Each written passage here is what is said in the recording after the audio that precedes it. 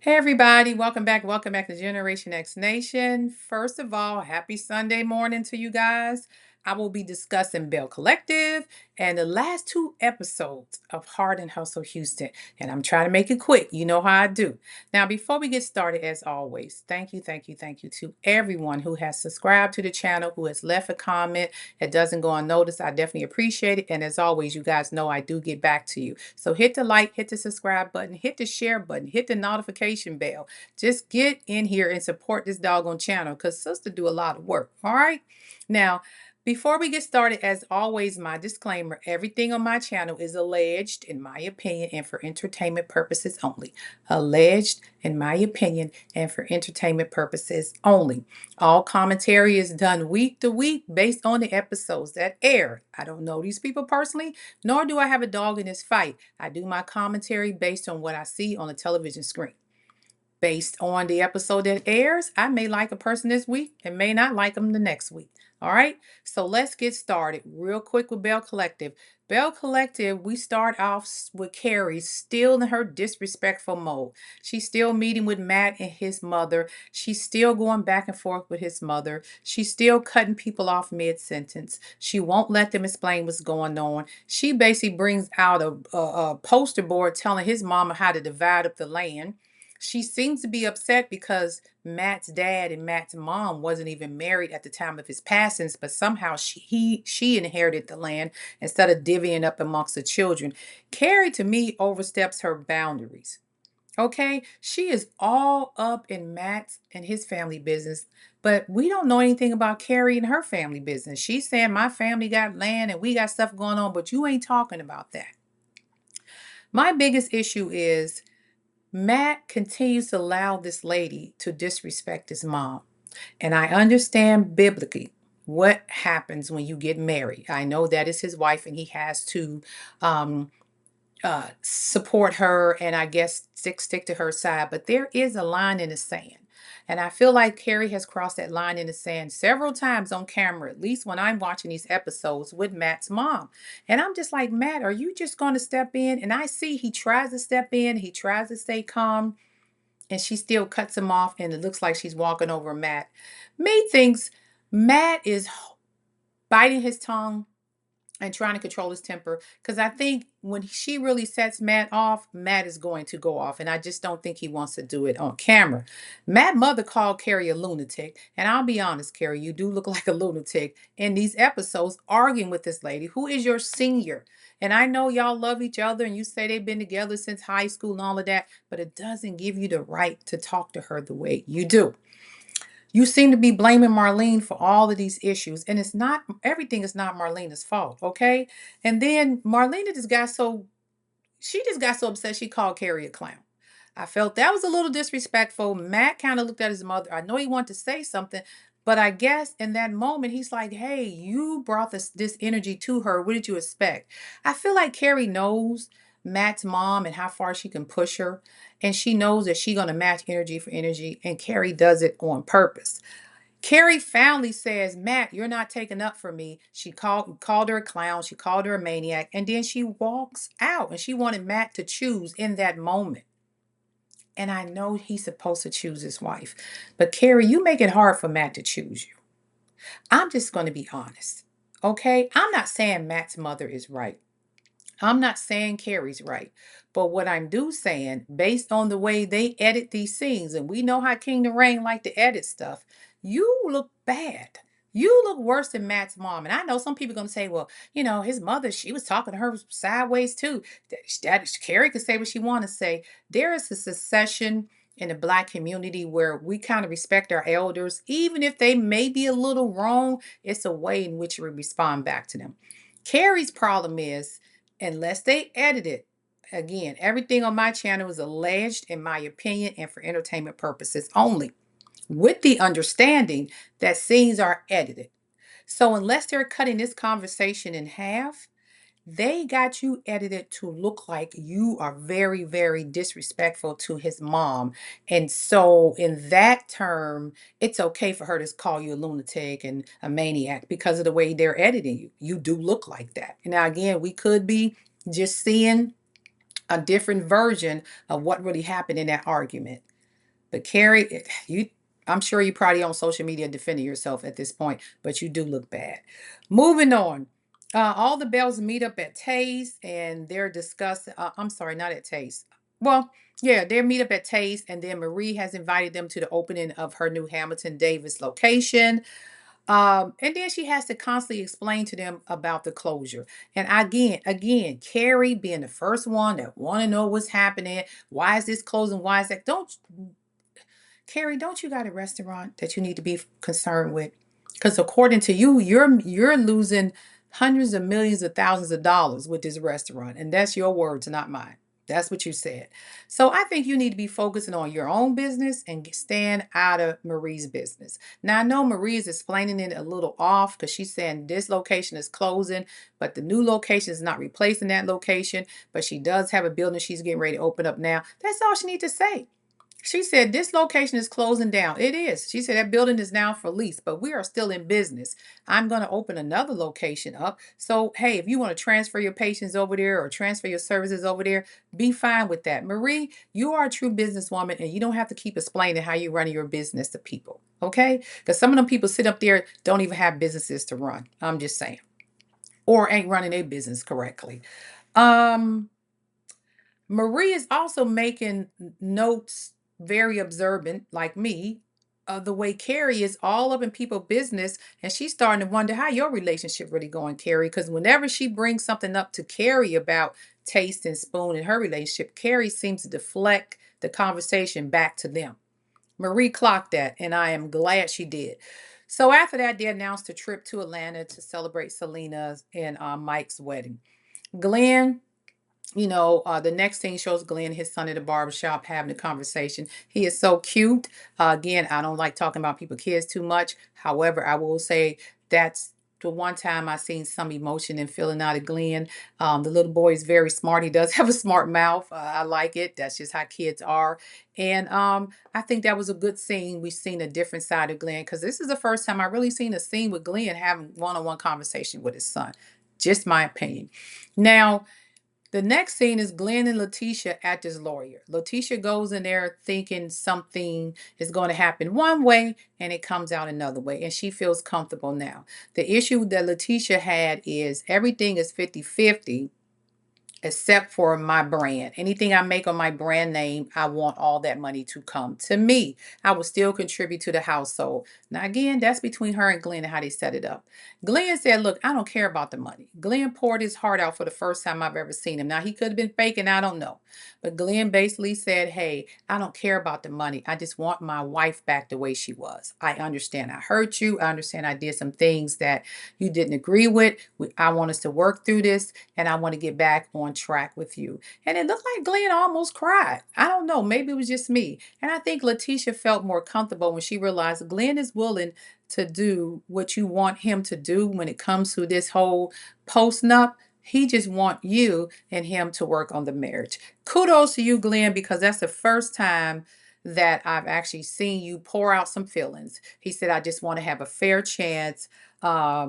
To get our marriage back on track because in his words, he felt like he let the devil distract him. If he's talking about the cheating and almost having a baby on the side, then I completely understand. All right. People get to Atlanta, and this is pretty much the last of it all. The people get to Atlanta and they have two separate vans. They have the couples who's sponsoring the trip, which is Latrice, Letitia, Glenn, and Cliff, and then they have the other people, Marie and Carrie, and the rest of them in the other van. Carrie said her husband Matt is driving. I think Matt driving because he don't want to be anywhere near you, Carrie, and he tired of your mouth. So I think Matt said after that whole conversation with my mom and the way things go, I know we'll be arguing in his car all the way to Atlanta. So let me get my head together and drive down here. So when I get to the house, I'll be a little bit more relaxed. I believe that that's what Matt's thoughts were at. Just my opinion. So they get down to the house, and then the Latrice and Cliff is like, let's go in and assign the rooms. Everybody room seems okay, but I did have an issue with Latrice and Cliff taking the best room. I know it's Latrice's trip, but you should have gave that room to the bride and the groom. I felt like Selena and Mike should have got that room. I'm sorry. The trip is for them and celebrating them, and you probably could have sacrificed and gave them the best room. Just my opinion. Now, let's get down to the nitty gritty. She gives Carrie and Matt a pull out couch. And she said, "Oh, it's only fair. Basically, she's matching her energy because that's what she gave me when we went on her little trip. We had bunk beds. Baby, a bunk bed and a pull-out couch is two different things. Them pull-out couches are not bunk beds ain't comfortable, but them things are not comfortable. They will wake up sore with neck aches and back aches every morning. Latrice, you wrong for that. I'm sorry, you are wrong for that. But then you gave Tamara, none against Tamara, love you, Tamara. Tamara don't have a mate with her, and I think neither does Marie. Why did you kind of negotiate to see if one of them is willing to sleep on that bed and allow Matt and Carrie? Because Matt didn't do anything to you. Your issue is with Carrie. And I don't think Matt should be punished because of Carrie. Maybe you could have gave them one of their rooms. Just my opinion, because they don't have anybody sleeping with them. You're going to put a married couple on a pull-out bed. Latrice, you dead wrong for that. And I don't blame Matt or Carrie if they come in that house and say, "Get me a hotel, I'm not sleeping here," or they'll be pissed. I don't blame them for that. I really don't. Um, and maybe next week, because they're showing them looking at the bed and Matt getting upset and some other things happen, maybe they actually go and do get a hotel. Latrice, I'm sorry. You are wrong for that. I know you wanted to get Carrie back, but maybe get Carrie back on a girls' trip. This is a couple's trip. Just my opinion. But all in all, it was a decent episode, and that's really the highlights of what happened on that show. Um, we're gonna move on to Hard and Hustle Houston. And I'm gonna save Chloe for last. So catching up with Ro. I love Ro. Ro is a diehard friend. Ro was able to resolve her issues with Ashley. They basically determined that they were getting feedback from their friends about, what Ashley said about Ro, what Ro said about Ashley. And again, the translations wasn't coming in right. They realized, hey, let's us sit down together and find out what was said and told to us instead of everything going back and forth. And when they finally played back the footage where Ashley was trying to have a conversation with Ro, where Ro was being a little off-puttish with Ashley, off-put with Ashley, and Ashley saying, "Hey, I was trying to communicate with you at the event. You wouldn't talk to me." And then Chloe said, replied a comment back to Ashley that Ro said it this way, and then Ro is like, "Well, Ashley said that Chloe brought some back to her, that Rose said one way, and I'm sorry." And then Rose is saying that Chloe brought something back that what Ashley said, and she said it a different way. So at the end of the day, they realizing Chloe is starting to be the problem, carrying the bones back and forth. They were able to sit down, have the conversation, and decide amongst themselves. If you hear anything about me, come to me first, sis. So I think that's an opening for Rose to start inviting Ashley into the group. And a side note here, this show is starting to give me more and more Belle Collective. I'm sorry. No disrespect to the producer, but I'm kind of getting this friend girl group and the way you got this collective and nobody can get in. That's kind of how they are on Belle Collective. Just my opinion. If you look at the Birmingham edition, they didn't like certain people trying to infiltrate. And if you look at the ones down there in Mississippi with Letitia and them, they didn't like their friends trying to infiltrate. And now we're in Houston with a whole nother show, and they really had an issue with Ashley, who they felt was trying to infiltrate. Okay, moving right along. Manera and her father, we finally getting to see a little bit more with her and her husband. I love her husband. He seems like a very nice man. He's very protective of her, and I like the way he supports and stand by her. Manera's mother is to me the typical Indian mom. I think she's a very nice lady, but for some reason, her father hurt this lady to the point it's 20, 30 years later, and she has not gotten over it.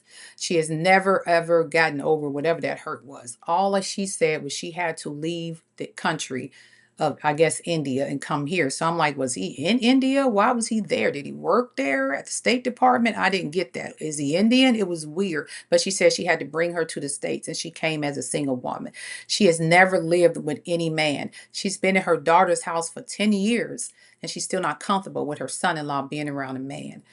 That lady needs to get some type of therapy. I hope she's in it, Manera, but something has to happen because whatever your dad did to her was, or whatever happened in her past with her family, I'm not saying it's just his fault, was that traumatic that she has never been with another man or lived with another man or even looked at married in her life. it's more to that story, and probably pretty deep story that, yeah, I think it's a pretty deep story. I'm gonna leave it at that. Her father, I like him. He gives me GQ, player back in the day. Maybe that's what it was. I don't know. But to this day, he still looks GQ, like her husband called him, player. But I'm glad he showed up to the dinner. I'm glad the kids were able to hang out with grandpa. The girl made her picture. And your mother is in the next room upstairs and still won't come down to see this man. That's why I'm saying whatever this hurt and pain she caused, it's going to take them sitting in therapy to work through.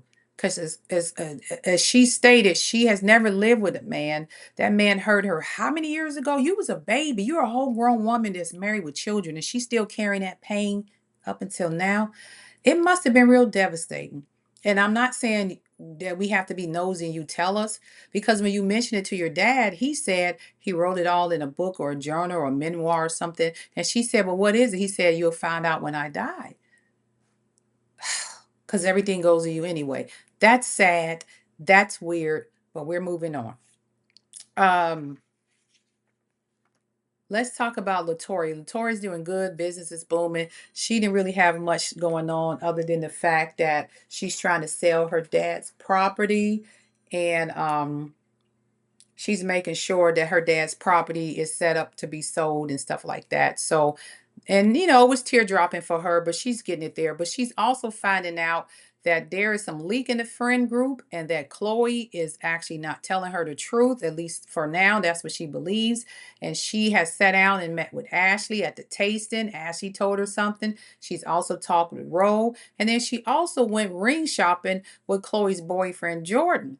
Now, Jordan gets into this ring store, and again, I don't know what Jordan money looks like, because prior to that, he had a conversation with Chloe about having children, and she said IVF costs about $10,000, and he was like, "What?" I'm like, "Dude, you don't know?" But again, he's only like 26, 20, 27, 28 years old. I mean, 27, 28 years old men ain't looking at IVF, okay? So along with that, he's in a jewelry store looking at these overpriced, well, I didn't say overpriced, highly priced rings. So now he got to add that to the tab, because that's what he said. And then when Latoya was having a conversation with him, and she said, well, how are we going to do the announcement? I got an event planner. Ro knows a lot of people who can do this and that, and we can have, balloons and flowers and whatever it is that she wants to do. He was like, add that to the tab. I think this is getting very expensive for him, and I don't know where he's going to get that money from, but it seemed like his money is a little funny, just my opinion. Because if it wasn't funny, allegedly, he probably would have said, hey, well, call me up and let me know what y'all come up with. And then look at the lady and say, hey, I want you to go talk with her and see exactly what type of ring she likes and get back to me. And then we'll be able to make a final decision on the rings. But for right now, these are the three that we're looking at. He didn't do any of that. Just my opinion. And then after that, Labrina's just Labrina. I'm sorry. Labrina is just how do you say it? I don't know. Labrina has a tough exterior. I like Labrina, but Labrina just, Labrina's straightforward. I'll just say that. She's straightforward. She's one of those brutally honest people, and she's going to tell you the truth. And every time she sat in the scene with Ashley and anybody else, she said, I didn't say that. This is what really happened. She's not scared to approach anybody or say what she needs to say to their face. But I guess it comes off rude and nasty and offsetting. Again, just my opinion. Now let's talk about Ro and her ex and her daughter. I did not like that scene. It just hurt me to my heart, because the previous show, Ro was talking to him on a tablet, and they were talking about the kids, and she was saying how when he makes her upset, she blocks him, then she unblocks him. He was saying, like, she's telling him that she's talking rude to the daughter. He doesn't think he's talking rude to the daughter. Then he starts talking about when he gets mad at her, he makes her order off the child's menu. Then he asks Rhodey, let me see your body. Then she's kind of smiling and flirting with him. So I'm like, Ro, are you still in love with this man or not? Because he seems very rude and offsetting, especially to your daughter. And you even saying that he talks to her in a crazy way. So the next episode, they actually all meet up together. And you can see the daughter's still a little uncomfortable about her dad, even though she loves him. The first thing he said when they walked in the door was, I see you're not a vegan anymore. I don't know if it's just me and I'm just catching the subliminals he's putting down, but it seems like to me he has a problem with their weight. And I hate to say that because I don't like to bother people about they, however they live their life. If they plus size, medium size, skinny size, that's their business, because you never know what people got going on, medications they could be on, stresses they could be under that cause weight to fluctuate. Kids gain weight and some when they get older it falls off. It's just that's normal. I just felt like he mentioned that one too many times for me when he talked about ordering from a child's menu. What did that have to do with the conversation of how you treat her? And then when she walked, and then he said, let me see your body. And then she walks into the house and the first thing he says when you look at her, I see you're not a vegan anymore. The little girl is telling you, I have an issue. Ro is like, I can't take this mouth. I can't take this smartness. She's a young teenage girl. Anybody who raises a teenager, girl or boy, that's what they do. They get into a certain phase where we old folks say you're smelling yourself now, where they're going to talk back, got a little sassiness in them. They will eventually grow out of it. Apparently, this generation may be coming to that phase a little earlier because they're exposed to things faster than the older generation was, the previous generation. So what she's doing is not normal. You just have to keep her on track and keep her focused, and then keep an eye on her. That's it. The way y'all talking, the way he was going back and forth with Ro about her standing in front of the little girl. And I, like I said, I hate to talk about children, but he was saying, well, you need to do this. And, but I do this, but she does this to me. Well, why are you doing that? Y'all shouldn't even be discussing that in front of her. I know that was uncomfortable for her. That's all I'm saying. And I'm going to leave that at that. Okay. And last but not least, let's talk about, oh, I'm sorry. They had the, couples night, and I thought that was cool. And at the couples night, that's when Labrina confronted Chloe about her comments, and Chloe kept saying she didn't do it. But the packages that kept coming up showed Chloe saying certain things and Labrina saying certain things. So, and Manera said something, but we're going to get to that in a minute. Okay, Ashley has a new restaurant. Everything looks good. She invited, she invited Latoya over. They all had the good food and all of that. So, last but not least, Chloe. And here's where I'm coming at. Because now you're being named a bone collector and you don't like it. Chloe says that she takes up for her friend and she protects her friends when they're not around. But Chloe, you do relay messages incorrectly. If somebody says something to you about another one of the girls in the group, when you go back to them with that, you don't relay it the way it was said to you. But then you're getting mad and upset saying, I try to protect my friends. I am not a bone collector. And they're showing this footage of you one after another going back and repeating what was said. But you saying, I'm surprised that they're telling people what I've said. I wanted them to keep it a secret. And that's the problem. If you're telling Rose something that's causing a problem between her and Ashley, and you want her to keep it a secret, you should have said, don't say anything, Ro, but here's what Ashley said. But if you do that, now Ro is mad at Ashley. Ashley don't know why, and Ashley can't find out why because Ro has promised to you that she wouldn't repeat anything that you said to Ashley. So what would Ashley be thinking? Ashley and Ro would just be fighting for no reason because they don't know that you said something and it could cause the problem. So you are the root of the problem. So then they go back and they see where Latoya is sitting there with Labrina and I forget the other girl, and she said, Chloe said your friend looked like Precious. And then when she come back and said, hey, they told me you said it, she's like, that's a lie, I didn't say it. Now, what I can find out on the camera when they kept playing the packages back, they kept playing the package back. It started out where somebody said, I think it was Manera who said she looks like an actress. And then Chloe said Gabrielle Sidibe. And then Labrina said Precious or something. And then she said, yeah, Precious. No, Labrina said the girl from Monique that movie Monique was in, and then you said Precious. So you did say Precious and you did say Gabrielle Sidibe. But Rhaenyra says she looks like an actress, and you and Labrina came to the conclusion that it was Gabrielle Sidibe. And then Labrina made some comments about ain't that Precious or is that Precious? She made some kind of Precious comment. So I kind of hold both of y'all at fault. Okay, both of y'all were at fault, and Rhaenyra was sitting right there in the mix of both of it, both of those conversations, and she ain't sat down and said anything to Latoria. Rhaenyra is the one person who know exactly how the conversation started because she was the one who said she looks like an actress. That's what people missing. At least that's what I picked up because I see different things. I picked that up. Now, everybody is determined that Chloe said it or Labrina said it or Chloe said it, but Manera is sitting there in the middle of the conversation and she heard it all. She knows the truth and she ain't said nothing to clear either one of those names. That's probably the one. And I like Manir. She's absolutely beautiful. I like Manir. But Manir, you know the real truth. And if you want your friends to get along and get this issue closed and dead, you should have spoke up and told them exactly what happened. You actually initiated the conversation, which is cool because you said she looked like an actress.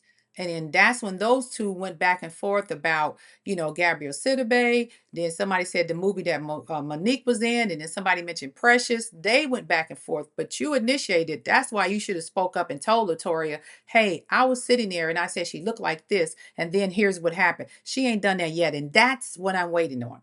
Outside of that, Chloe, you are a bone carrier. You have went back to each person, they showed the package and relayed messages incorrectly, or at least if sound like you were saying it in a condescending or nasty way, which gave that person some type of attitude toward the next person. So Chloe, yeah, you was wrong for that. Now, when they did the last thing I'll talk about, when they did a little party where everybody was all buck wild, or, and they animal print, whatever, and Chloe and all the women started talking and she broke down. I will give her some empathy there because Chloe seems like she is going through a lot, and I think that's why she's trying to rush this relationship with Jordan. She feels overwhelmed being a single mom with all these kids trying to make ends meet, and I think she just wants that closure. If she has a husband, I think Chloe's the type of woman who um loves the family unit, loves having a man in the house, and wants to be married. And there's nothing wrong with that. And losing that husband is such a loss to her. She feel that empty space and that void, and she's trying to fill it with whomever and as soon as possible. I'm not saying Jordan is not the best guy for her. I just feel like where she's at in life, I don't think he would be opportune. I don't think he would be the best pick to fill that void because she's saying he wants to have a baby. Chloe, you know how old you are. And if you got to go through the IVS process, you didn't got up in age, but he would want a baby. Find a guy that's maybe in your age group, just like you, with a couple of kids, maybe divorced or something, who just, who's fine with not having any other kids, and blend your family together. You don't have to have a child together, but she said, I think if we have a child, that will help our family. It's like you want to give them a baby thinking that's going to solidify the bond, but you may just end up with a child and no husband. That's not going to always solidify the bond just because you have a man's baby. I just think I love Chloe. I think she's beautiful. I think she's smart. But when it comes to relationships, maybe because she hasn't been in one in a while, because she has been married, she's a little bit out of touch with how men think. And that's just my opinion. And with that being said, that is my intake of that's my commentary, and everything I said is alleged in my opinion and for entertainment purposes only. Alleged in my opinion and for entertainment purposes only, with the understanding that these shows are edited so we don't get to see the whole scenes. So my commentary is based on the episodes that air on the television screen. Okay. And that's what I seen. That's what I saw. And hopefully, Chloe will figure this out between being the bone carrier and trying to get this man to fill that void in her life. Other than that, great show. Can't wait to see what happens next week. I'm getting ready to watch again because I didn't get a chance to watch them all. What's that? Love Island. Love Island is a hot ghetto mess. And then I'm going to be watching the Real Housewives of Atlanta this evening. And hopefully I can get some reports, do a video about those two tomorrow. So with that being said, thank you to all my new subscribers. Thank you for listening to me. Hit the like button, share, subscribe to my channel, people. I put a lot of work in on my channel. I know I don't put up a lot of videos all the time, but I will say this. I look at YouTube sometime and I see people who don't put any creativity whatsoever in their content. I see people who will play a video of Judge Judy, and they sitting there just looking at the hearing, play it all the way through, talk for 5 minutes at the end, and get 10, 20,000 views and make money off of that. Now, I'm not knocking a hustle. That's easy to do, but I like to be a little bit more creative than that. Anybody can do that. And I see it all the time. So y'all, when y'all see us content creators out here actually doing the real stuff, we actually giving you our opinions and actually putting in work and putting our videos together instead of riding off of other people's videos. Ain't nothing wrong with that. But instead of doing that, give us some love, okay? Because I sure will give you the same love back if you come up my feed. And with that being said, have a happy Sunday. uh Lindsey Graham, may he rest in wherever. And you guys have a happy Sunday. And this is Gen X Nation. Peace, and I'm out.